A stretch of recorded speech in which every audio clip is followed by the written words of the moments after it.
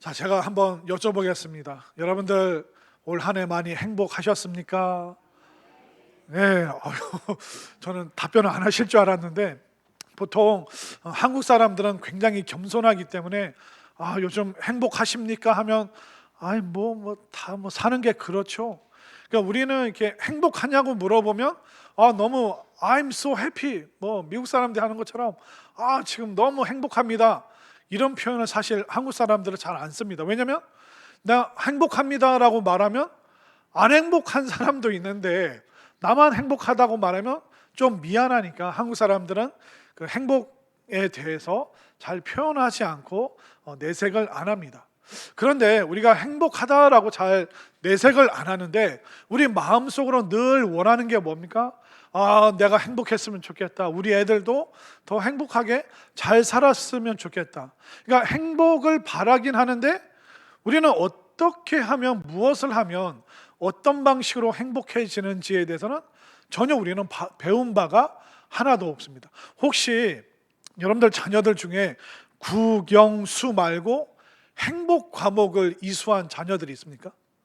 저는 학교에 진짜 국영수도 필요한데 행복이라는 교과목이 필요하지 않을까. 그래서 대학에는 행복학과를 만들어서 많은 사람들이 그 행복학과에 들어가서 행복한 인생을 살고 또 행복에 대한 교과서를 중고등학교 때 열심히 배워서 이게 인생의 행복이구나, 이렇게 할 때 행복한 삶이 될 수 있구나, 이것을 우리 자녀들이 좀 배우면 어떨까, 그런 생각을 해본 적이 있습니다. 사실 우리가 행복을 추구하지만 스스로 그 행복을 찾아내야 되는 그런 고달픔이 있습니다. 그러니까 행복이라는 게 있는데 어떻게 행복해지는지 아무도 알려주지 않고 내가 그냥 꾸역꾸역 어쩌다 마치 우연처럼 행복해질 수 있다라고 우리가 생각을 하다 보니까 이 행복을 바라는 마음과 우리의 현실의 이 괴리 때문에 행복합니까? 라고 물어봤을 때 많은 한국 사람들이 행복합니다라고 자신 있게 대답 못할 때가 참 많이 있습니다. 그렇기 때문에 우리가 분명히 알아야 될 것은 뭐냐면 행복이라는 것은 내가 생각한 것과 사뭇 다른 방식으로 행복이 우리에게 찾아옵니다. 보통 우리는 소유에 집중을 하죠. 그래서 많이 가질수록 행복할 것이라고 생각을 합니다. 그러나 많이 가져도 결국 어느 순간 익숙해집니다. 여러분들 예전에 그 삐삐 처음 차고 다녔을 때 얼마나 좋았습니까? 삐삐 있을 때 어땠습니까? 그 공중전화 부스에 줄을 쫙 서가지고 그러면서 이제 이게 삐삐 확인하고 빨리 그 숫자가 뜨잖아요. 삐삐에 8282 이거 뭡니까? 잘하시. 옛날에 삐삐 많이 써보셨나 보네. 그러면 이제 그 숫자 보고 빨리 서서 하다가 그러니까 뭐가 오면 공중전화 부스에서 확인하다가 지금은 어떻습니까? 핸드폰으로 즉각 걸고 즉각 받고. 혹시 집 전화기 쓰시는 분 계세요? 네. 옛날 사람. 네. 요즘 집 전화번호 이렇게 저장하고 혹시 집에서 집 전화기로 가족들에게 전화해 본 경험 있으세요? 최근에? 거의 없죠. 네. 집 전화기 쓰세요? 옛날 사람. 아주 조선시대 사람이시네. 그러니까 집 전화기보다 요즘 뭘 많이 활용합니까? 핸드폰. 바로 그냥 척.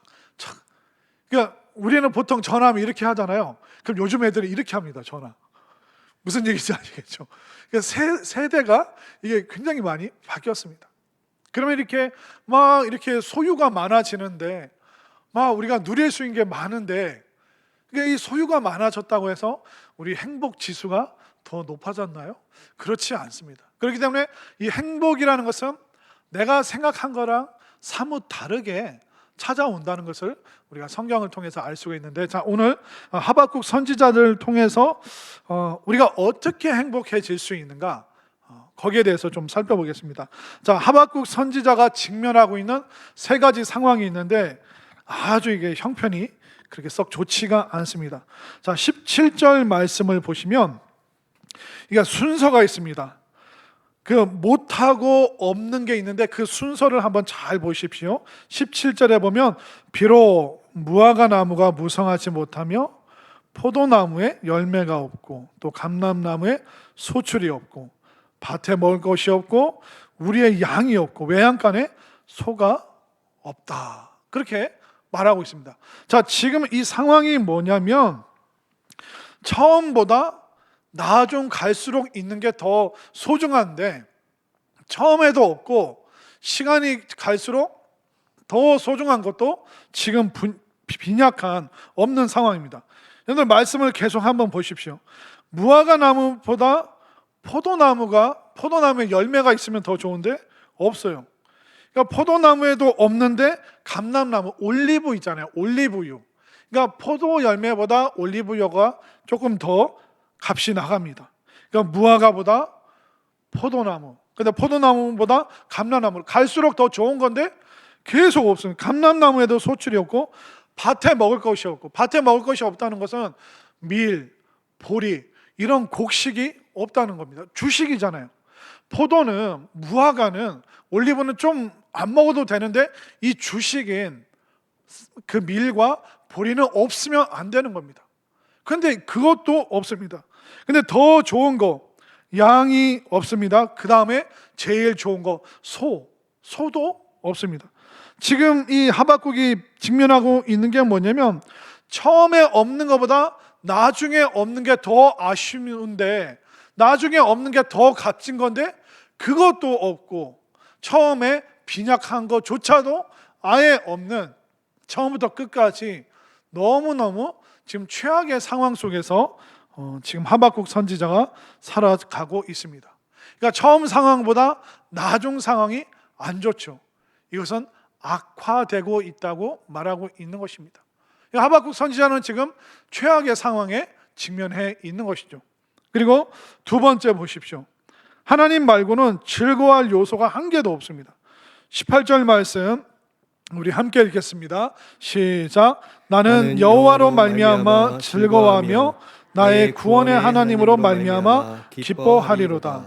우리가 그냥 언뜻 생각하면 신앙이 되게 좋구나 그렇게 생각할 수 있겠지만, 다시 말해서 뭐냐면 하나님 말고는 즐거워할 대상이, 즐거워할 소유물이 아무것도 없는, 그러니까 현실 속에서는 행복과 즐거움을 찾을 방법이 하나도 없다고 지금 하박국 선지자가 말하고 있습니다.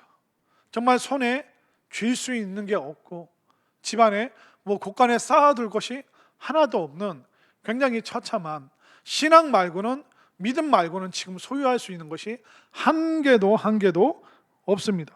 하나님 제외하고는 바라볼 대상도 없다는 것이죠. 그리고 또 세 번째 어떤 상황일까요? 자, 19절을 보십시오.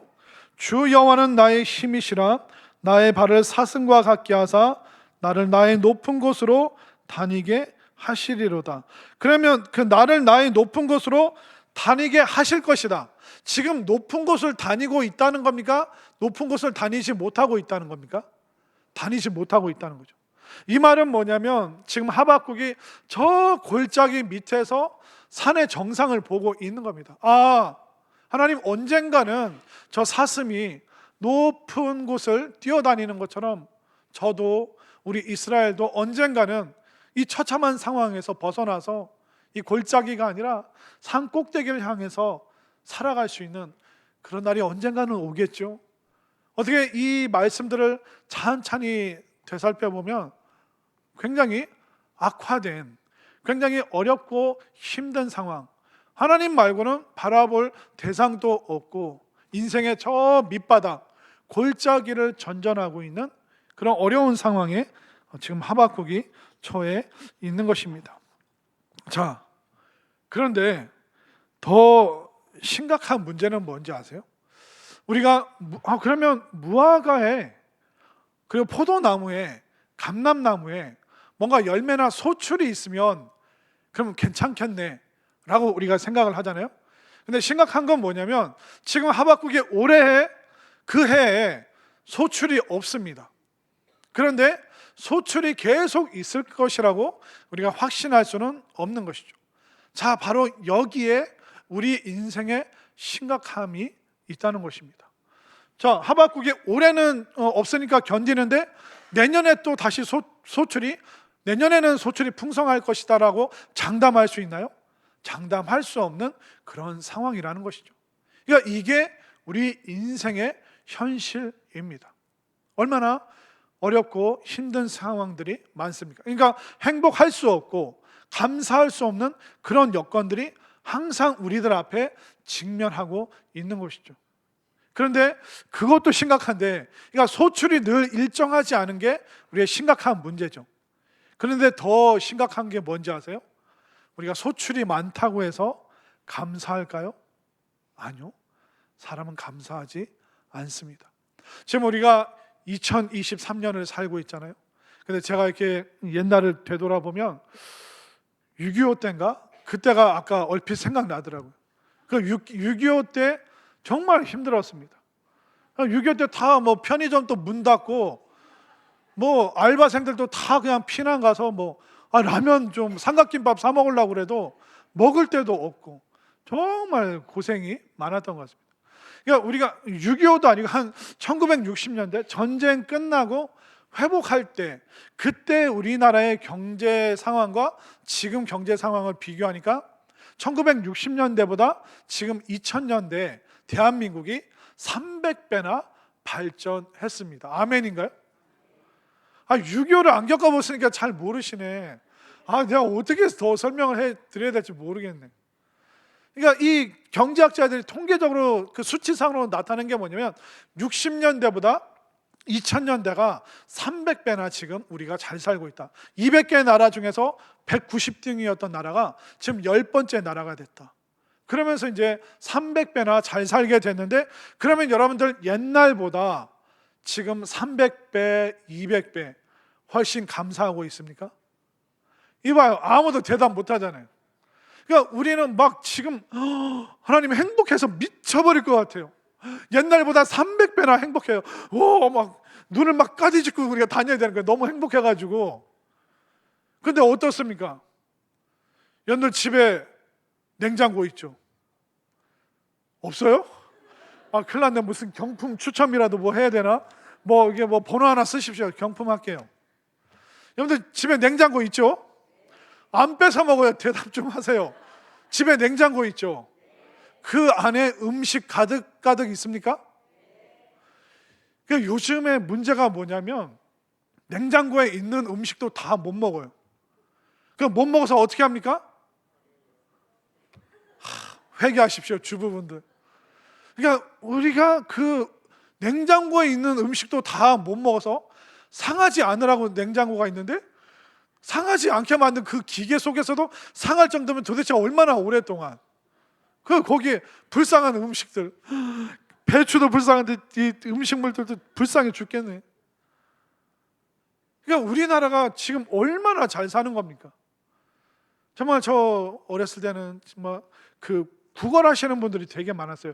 그 상의 용사라고 하나요? 이게 팔이 없어서 이렇게 갈고리 같은 거 있잖아요. 그 척척척 깡통 들고 탁탁 치면서 밥 좀 주세요. 내가 나라를 위해서 내 팔도 사라지고 다리도 사라졌는데 밥 달라고 그냥 무섭게 그냥 구걸하면서 사시는 분들 의외로 많았습니다. 근데 그 모든 세월들을 우리가 다 지나고 냉장고도 있고, 심지어는 제가 깜짝 놀란 김치 냉장고도 있대요. 세상에, 이렇게 잘 사는 사람들 진짜 보기 드문 것 같아요. 그런데도 우리는 다 못 먹고 버리는 음식이 얼마나 많습니까? 그래서 우리나라에서 한 해에 음식물 처리 비용으로 3조를 씁니다. 3조. 또 놀라시지도 않는데, 여러분들 그게 1조가 얼마나 큰 돈이냐면 2000년 전 예수님 살아계실 그 당시 있잖아요. 2000년 전에 매일 100만 원씩 써도 2000년 동안 써도요 1조를 다 못 씁니다. 감이 안 잡히세요? 여러분들 하루에 쓸 수 있는 돈 얼마 있어요? 만 원, 10만 원? 여러분들 매일 100만 원씩 쓰는데 2000년 동안 써도요 한 6천억밖에 못 씁니다. 그러니까 1조라는 돈이 얼마나 어마어마. 2000년 동안 매일 100만 원 써도 다 못 쓰는 돈이에요.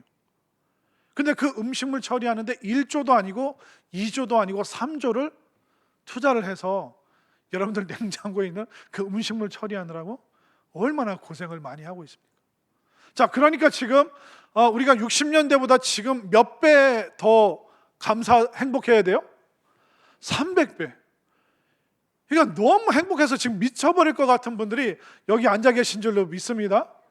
그러니까 이따 나갈 때 여러분들 눈 뒤집고 앉고 안 나가면 내가 눈을 다 찔러버릴 거예요. 다. 세상에 이렇게 300배나 내가 행복하게 살다니. 진짜 이게 현실입니다. 그러니까 문제는 뭐냐면 지금 소출이 없었던 하박국 당시에 그것도 심각하지만 음식물을 내다 버릴 정도로 냉장고에 있는 음식도 다 못 먹을 정도로 풍요로운데도 감사하냐 말이죠.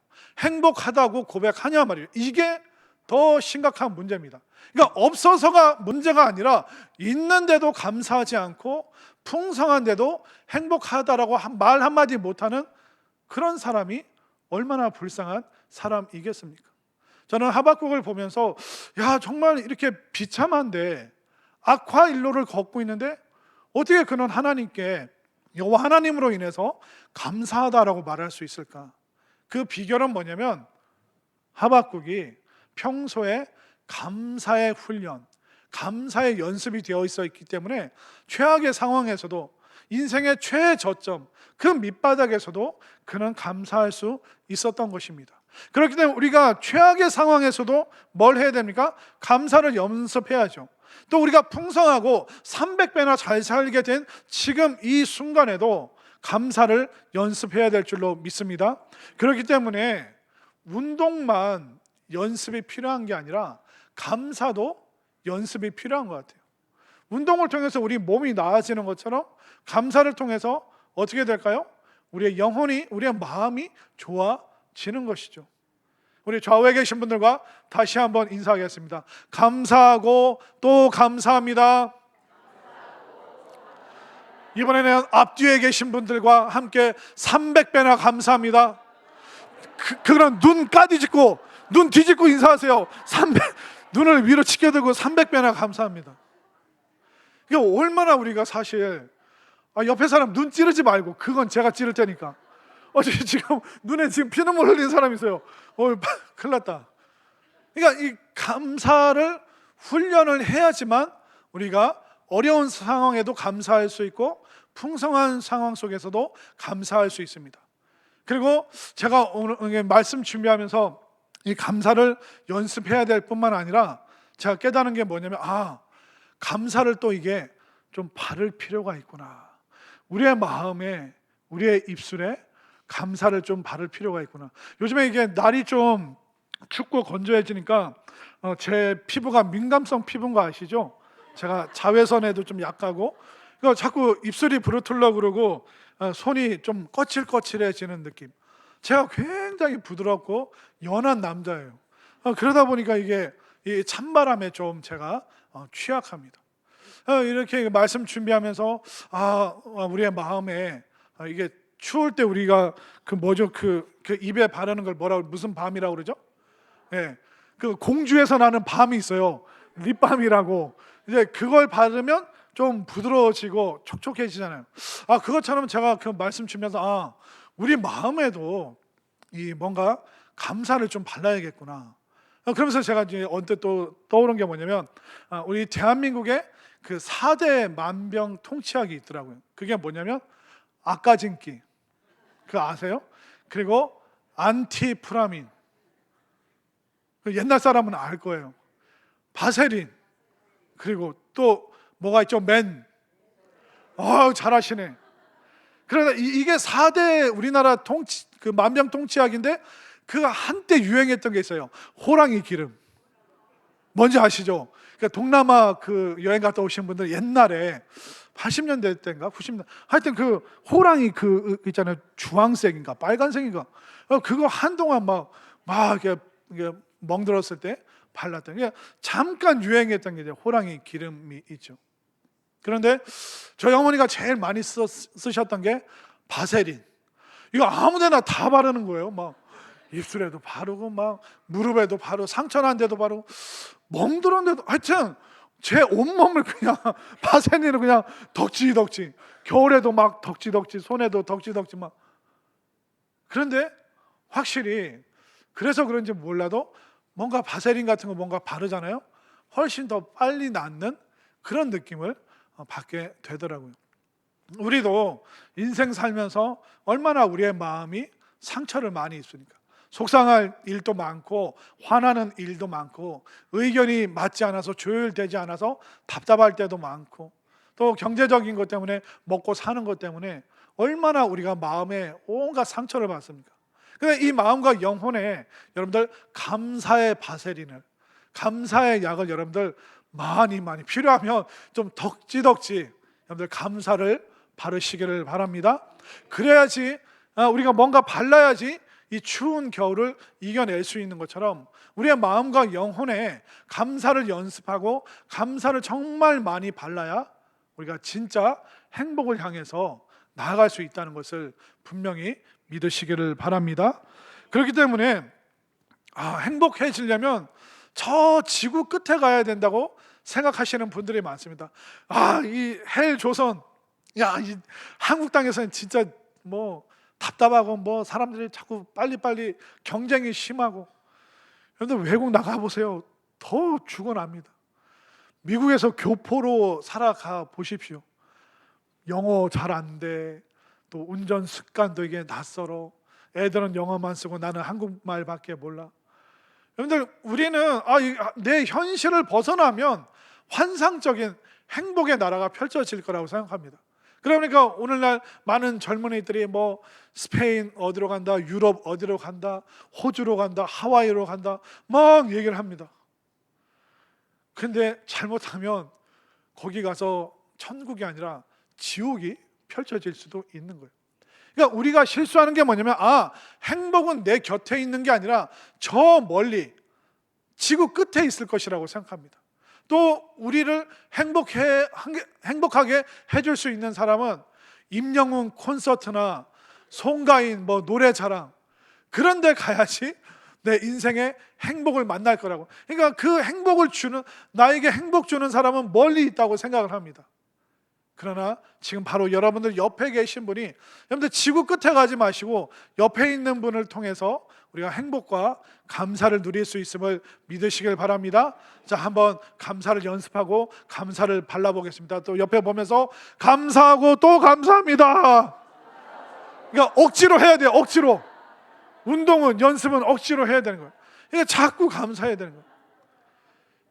그러니까 이분들이 이렇게 감사를 고백하는 여러분들이 이따 식탁도 나를 줄 믿습니다. 도망 안 가고 그러니까 자꾸 감사를 연습하고 우리의 입술을 감사로 덕지덕지, 우리의 마음을 감사로 계속 끊임없이 감사의 바세린을 바를 때 우리가 이 혹독한 계절을 이겨낼 수 있는 줄 믿으시길 바랍니다. 그렇기 때문에 멀리서 행복 찾지 마시고 대전에서, 성산교에서 우리 목사님과 우리 가족들과 함께 행복은 저 세상 끝에 있는 것이 아니라 내 곁에 함께 살아가는 이 사람들과 함께 행복을 누리면서, 하박국은 어려운 중에 감사했습니다. 우리는 풍성한 중에 300배나 더 감사할 수 있기 때문에 우리가 예배 후에도 또 우리가 다음에 볼 때도, 김장하는 날 금요일 토요일 날 그때 볼 때도 우리가 감사의 언어가 풍성하여서 우리가 조금 더 행복한 사람으로 만날 수 있게 되기를 간절히 소망합니다.